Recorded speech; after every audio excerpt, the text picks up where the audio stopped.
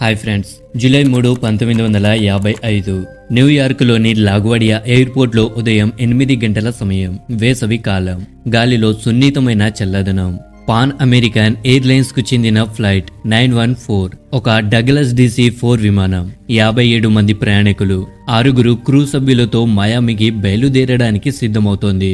ఈ ప్రయాణికుల్లో కొందరు తమ వ్యాపార పనుల కోసం బయలుదేరిన వ్యాపారవేత్తలు, మరికొందరు కుటుంబాలతో విహారయాత్రకు వెళ్తున్నవారు, ఇంకొందరు మయామిలో తమ బంధువులను కలవడానికి ఆసక్తిగా ఉన్న వృద్ధులు. విమానాన్ని నడిపే కెప్టెన్ మిగ్యూల్ విక్టర్ 18 ఏళ్ల అనుభవం ఉన్న నిష్ఠాతుడు. అతనితో పాటు 3 పైలట్లు, 3 ఎయిర్ హోస్టెస్లు, అందరూ శిక్షణ పొందిన నిపుణులు. ఆ రోజు వాతావరణం స్పష్టముంది. ఎటువంటి తుఫాను హెచ్చరికలు లేవు, టెక్నికల్ సమస్యలు లేవు. ఉదయం 8:20 గంటలకు కంట్రోల్లో టవర్ నుంచి అనుమతి వచ్చింది. ఫ్లైట్ 914 రన్వే నుంచి గాల్లోకి ఎగిరింది. మయామి వైపు దక్షిణ దిశగా సాగింది. ఈ ప్రయాణం సుమారు 2.5 గంటలు పడుతుందని అంచనా. అంత సాఫీగా సాగుతోంది. ప్రయాణికులు తమ సీట్లలో కూర్చొని కొందరు కిటికీలోంచి ఆకాశాన్ని చూస్తూ, మరికొందరు తమ బంధువులతో రాబోయే క్షణాల గురించి ఆలోచిస్తూ ఉన్నారు. కానీ ఫ్లోరిడా వాయుమండలంలోకి ప్రవేశించే సమయంలో సుమారు 1 గంట 45 నిమిషాల తర్వాత ఒక్కసారిగా రాడార్ స్క్రీన్ నుంచి విమానం అదృశ్యమైంది. ఎటువంటి హెచ్చరిక లేదు, మేడే కాల్ లేదు, ఎమర్జెన్సీ సిగ్నల్ లేదు, కంట్రోల్ టవర్తో ఎలాంటి సంప్రదింపులు లేవు. దాంతో ఎయిర్ ట్రాఫిక్ లో కంట్రోల్లో గందరగోళం మొదలైంది. కంట్రోలర్లు విమానంతో సంప్రదించేందుకు ఎన్నిసార్లు ప్రయత్నించినా స్పందన లేదు. చుట్టుపక్కల ఎయిర్పోర్ట్లకు అలర్టులు పంపారు. సెర్చ్ అండ్ రెస్క్యూ మిషన్ తక్షణమే మొదలైంది. కోస్ట్ గార్డ్, నేవీ హెలికాప్టర్లు, స్థానిక మత్స్యకారుల బోట్లు కూడా అట్లాంటిక్ మహాసముద్రంలో శోధనకు దిగాయి. సముద్రంలో ప్రతి క్రాష్ సైట్ ను గాలించారు. కానీ విమాన ముక్కలు, ఇంధన ఆనవాళ్లు, శరీర భాగాలు ఏమీ దొరకలేదు. రోజులు గడిచాయి. న్యూయార్క్ టైమ్స్ ఒక హెడ్లైన్ ప్రచురించింది. పాన్ అమెరికన్ ఫ్లైట్ 914, అమెరికన్ ఆకాశంలో ఒక ఆధునిక రహస్యం. 10 రోజుల తర్వాత ఆశలన్నీ వమ్మైపోయాయి. అధికారికంగా విమానాన్ని మిస్సింగ్ ఎయిర్ క్రాఫ్ట్ గా ప్రకటించారు. ప్రయాణికుల కుటుంబాలకు తమ ప్రియమైన వారు ఇక ఈ లోకంలో లేరని తెలియజేశారు. కొందరు అంతిమ సంస్కారాలు చేశారు. కొందరు ఏదో అద్భుతం జరుగుతుందని ఎదురు చూశారు. కానీ కాలం గడిచింది. ప్రభుత్వ ఫైల్స్ లో ఈ కేసు మెల్లగా మూలన పడిపోయింది. ఒకే ఒక్క వాక్యంతో కేసు మూసేశారు. Presumed crash, no survivors, case closed. కానీ నిజంగా కేసు మూసుకుపోయిందా, లేక ఇది ఒక రహస్యం యొక్క కేవలం ప్రారంభం మాత్రమేనా? అయితే 37 సంవత్సరాల తర్వాత 1992లో ఈ రహస్యం మళ్ళీ ప్రపంచం ముందుకు వచ్చింది. సెప్టెంబర్ 9, 1992 వెనిజులాలోని కారాకాస్లోని సైమన్ బొలివర్ ఇంటర్నేషనల్ ఎయిర్పోర్ట్. ఉదయం సమయం. ఎయిర్ ట్రాఫిక్ సాధారణంగా సాగుతోంది. కానీ ఒక్కసారిగా రాడార్ స్క్రీన్ పై వింత దృశ్యం కనిపించింది. ఒక పాత విమానం, దాని ట్రాన్స్పాండర్ కోడ్ సిస్టమ్ లో రిజిస్టర్ కానిది, అకస్మాత్తుగా రాడార్ పై కనిపించింది. దాని ఎత్తు, దిశ, వేగం అన్ని 1950ల నాటి విమానంలో ఉన్నాయి. ఎయిర్ ట్రాఫిక్ కంట్రోలర్లు ఆశ్చర్యపోయారు. మొదట ఇది ఏదో పాత సైనిక విమానమా, లేక అనుమతి లేకుండా వచ్చిన ప్రైవేట్ విమానమా అనుకున్నారు. కానీ రేడియో ద్వారా సంప్రదించినప్పుడు వచ్చిన సమాధానం వారి గుండెల్లో గుబులు రేపింది. ఇది పాన్ అమెరికన్ ఫ్లైట్ 914 న్యూయార్క్ నుంచి మయామికి వెళ్తోంది. 1955లో అదృశ్యమైన ఫ్లైట్ 914.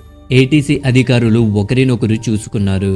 భయం, అవిశ్వాసంతో పాన్ అమెరికన్ ఎయిర్లైన్స్ 1991లోనే మూతపడిపోయింది. 914 ఫ్లైట్ అంటే ఇది సాధ్యమేనా? వెంటనే రికార్డులు తనిఖీ చేశారు. Transponder code, call sign, captain Miguel Victor పేరు అన్ని 1955 నాటి ఫ్లైట్ 914తో సరిపోలాయి. హడావిడిగా భద్రత బలగాలకు అలర్ట్ చేశారు. మెడికల్ టీంలు, ఇమ్మిగ్రేషన్ అధికారులు రన్వే దగ్గర సిద్ధంగా ఉన్నారు. విమానానికి రన్వే 5పై ల్యాండింగ్ అనుమతి ఇచ్చారు. విమానం ల్యాండ్ అయిన వెంటనే అందరి దృష్టి దానిపై పడింది. ఒక పాత డగ్లస్ DC-4 మాసిపోయిన పెయింట్తో, పాన్ అమెరికన్ గుర్తులతో, రెక్కలపై తుప్పు, ఇంజన్లపై దుమ్ము. ఆధునిక నావిగేషన్ సిస్టంలు ఏవీ లేవు. విమానం ఆగింది. గేట్ తెరుచుకుంది. బయటకు వచ్చిన ప్రయాణికులను చూసి అందరూ స్తబ్దమయ్యారు. వారి దుస్తులు, సూట్ కేసులు, టికెట్లు అన్ని 1950 నాటివి. స్త్రీలు మోకాళ్ల వరకు స్కర్ట్లలో, పురుషులు ఫెడోరా టోపీలతో పాత సూట్లలో, టికెట్లు చేతితో రాసినవి, బార్ కోడ్లు లేవు, బోర్డింగ్ పాస్లు లేవు, కేవలం కాగితాలు మాత్రమే. ఒక మహిళ తన గోడలో 3 ఏళ్ల బిడ్డను ఎత్తుకుని ఉంది. ఆ బిడ్డ జన్మించి ఉండాల్సిన సంవత్సరం 1952. ఎయిర్పోర్ట్ సిబ్బంది ఆశ్చర్యంతో ఆగిపోయారు. ప్రయాణికులు గందరగోళంలో ఉన్నారు. మేం మాయామిలో ఉన్నామా? ఈ ప్రదేశం ఎందుకు వింతగా ఉంది? మీరు ఇలాంటి విచిత్రమైన బట్టలు ఎందుకు వేసుకున్నారు అని అడుగుతున్నారు. ఉదయం 9:15 గంటలకు మీడియాకు ఈ వార్త అందింది.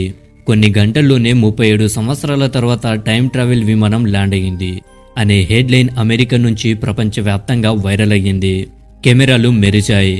టీవీల్లో బ్రేకింగ్ న్యూస్లు మొదలయ్యాయి. ప్రభుత్వ ఏజెన్సీలకు ఫోన్ కాల్స్ వెలువెత్తాయి. కానీ ఈ విచిత్ర కథలో మరో ట్విస్ట్ ఉంది. ఇమ్మిగ్రేషన్ అధికారి జువాల్డేలా కోల్టే విమానం వైపు వెళ్లి ప్రశ్నలు వేయడం మొదలుపెట్టాడు. అకస్మాత్తుగా పైలట్ గేట్ ను మూసేశాడు. అనుమతి లేకుండా విమానం మళ్లీ టేకాఫ్ చేసింది. అందరూ భయంతో, ఆశ్చర్యంతో ఆకాశంలోకి చూస్తూ ఉండిపోయారు. ఆ విమానం మళ్లీ ఎప్పటికీ కనిపించలేదు. ఈ రహస్యమైన సంఘటన ప్రపంచాన్ని 2 శిబిరాలుగా విభజించింది. ఒకవైపు ఇది టైం ట్రావెల్ కు నిదర్శనమని నమ్మేవారు. మరోవైపు ఇది పూర్తిగా కల్పితమైన కథని, సోషల్ మీడియా కుట్ర అని చెప్పేవారు. నిజంగా ఈ సంఘటన జరిగిందా? ఆ విమానం సమయాన్ని ఛేదించి తిరిగి వచ్చిందా? లేక ఇది ఒక బాగా రూపొందించిన స్క్రిప్ట్ మాత్రమేనా? 1993లో ఈ సంఘటన జరిగిన ఒక సంవత్సరం తర్వాత అమెరికాలోని ప్రముఖ టాబ్లాయిడ్ వీక్లీ వరల్డ్ న్యూస్ ఈ రహస్యంపై సంచలనాత్మక కథనాన్ని ప్రచురించింది. దాని హెడ్లైన్స్ ఈ విధంగా ఉంది. 1955లో అదృశ్యమైన విమానం 1992లో ల్యాండ్ అయ్యింది. ప్రయాణికులు ఇప్పటికీ యవ్వనంగా ఉన్నారు. ఈ కథనంలో కారాగాస్ ఎయిర్పోర్టులో ల్యాండ్ అయిన విమానాన్ని ప్రభుత్వ ఏజెన్సీలు స్వాధీనం చేసుకున్నాయని, ప్రయాణికులు 1955లో ఎలా ఉన్నారో అలాగే వృద్ధాప్యం లేకుండా ఉన్నారని పైలట్, కొందరు ప్రయాణికులు సమయ ప్రయాణం జరిగిందని ధృవీకరించారని చెప్పారు. పాత దుస్తుల్లో ప్రయాణికుల ఫోటోలు, ఏటీసీ అధికారి జువాండేలా కోర్టే ఇంటర్వ్యూ కూడా ఉన్నాయి. అతను ఇలా చెప్పాడు, నేను స్వయంగా విన్నాను. వాళ్ళు న్యూయార్క్ నుంచి మాయామికి వెళ్తున్నామని చెప్పారు. కానీ అదంతా 1955 నాటిది. నా ముందు సమయం ఆగిపోయినట్టు అనిపించింది. జువాండేలా కోర్టే కారాగాస్ ఎయిర్పోర్ట్ ఏటీసీ సూపర్వైజర్ ఈ రహస్యం యొక్క కేంద్ర బిందువుగా మారాడు. విమానం ల్యాండ్ అయినప్పుడు దాని టెక్నాలజీ, రంగు, శబ్దం అన్ని పాతకాలం నాటివని, ప్రయాణికులు వింటేజ్ సినిమా సెట్ నుంచి వచ్చినట్టు కనిపించారని చెప్పాడు. విమానం టేకాఫ్ చేసిన తర్వాత అమెరికన్, వెనిజులా ప్రభుత్వాలు మౌనంగా ఉండమని ఒత్తిడి చేశాయని, నాన్ డిస్క్లోజర్ అగ్రిమెంట్ సైన్ చేయమని బెదిరించాయని జువాన్ చెప్పాడు. వీక్లీ వరల్డ్ న్యూస్ ఈ కథనాన్ని ప్రచురించింది. ఈ కథ అడవిలో చెలరేగిన అగ్గిలా వ్యాపించింది. అమెరికా, వెనిజులా ప్రభుత్వాలు రహస్య సమావేశాలు నిర్వహించాయని, సిఐఏ, FBI దర్యాప్తులో పాల్గొన్నాయని విజిల్ బ్లోవర్స్ చెప్పారు. విమానాన్ని రహస్య సైనిక స్థావరానికి తీసుకెళ్లారని, ప్రయాణికులను రహస్య ప్రదేశంలో ఉంచి వైద్య, మానసిక పరీక్షలు చేశారని నివేదికలు చెప్పాయి. ఈ సంఘటనను టైం డైలేషన్ లేదా డైమెన్షనల్ రిఫ్ట్ గా దర్యాప్తు చేస్తున్నారని కూడా చెప్పారు. మీడియా ఒత్తిడి పెరిగిన కొద్దీ ప్రభుత్వం ఈ కథనాన్ని కల్పితమని తోసిపుచ్చింది. ఎలాంటి విమానం ల్యాండ్ కాలేదు, ప్రయాణికులు లేరు, ఫోటోలు నకిలీవి అని చెప్పింది. కానీ ఒకవేళ ఇదంతా అబద్ధమైతే జువాండేలా కోర్టే ఎవరు? ఒక మనిషి తన కెరీర్ను, జీవితాన్ని పణంగా పెట్టి కథలు అల్లుతాడా? ఈ రహస్యం ప్రపంచాన్ని 2 శిబిరాలుగా విభజించింది. సంశయవాదాలు దీన్ని పూర్తిగా అబద్ధమని, వీక్లీ వరల్డ్ న్యూస్ నకిలీ కథలకు పేరుగాంచిన టాబ్లాయిడ్ అని చెప్పారు. నమ్మేవారు ప్రభుత్వాలు సత్యాన్ని దాచిపెడుతున్నాయని, టైం ట్రావెల్ లేదా బహుమితీయ పోర్టల్స్ బయటపడితే ప్రపంచ వ్యవస్థ హీల్ కొడుతుందని అన్నారు. ఈ రోజు కూడా ఇంటర్నెట్లో ఫ్లైట్ 914 సెర్చ్ చేస్తే వేలాది బ్లాగులు, వీడియోలు, రెడ్డిట్ థ్రెడ్స్, కుట్ర సిద్ధాంత ఫోరంలు ఒకే ప్రశ్న అడుగుతాయి. ఫ్లైట్ 914 నిజంగా సమయ ప్రయాణం చేసిందా? ఆ విమానం ఇప్పటికీ ఆకాశంలో ఎక్కడో తిరుగుతోందా? శాస్త్రవేత్తలు, రహస్య నిపుణులు ఎన్నో సిద్ధాంతాలు చెప్పారు. Time dilation, wormhole, multiverse, alien అపహరణ లేదా పూర్తి కల్పితం. కానీ ఈ సిద్ధాంతాలకు ఖచ్చితమైన ఆధారాలు లేవు, పూర్తిగా ఖండించే ఆధారాలు లేవు. జువాండేలా కోర్టే పేరు, నివేదికలు, బయాన్లు ఈ కథను పూర్తిగా తుడిచిపెట్టిపోయాయి. ఫ్లైట్ 914 యొక్క కథ ఈ రోజు కూడా మానవ ఆలోచనను సవాలు చేస్తోంది.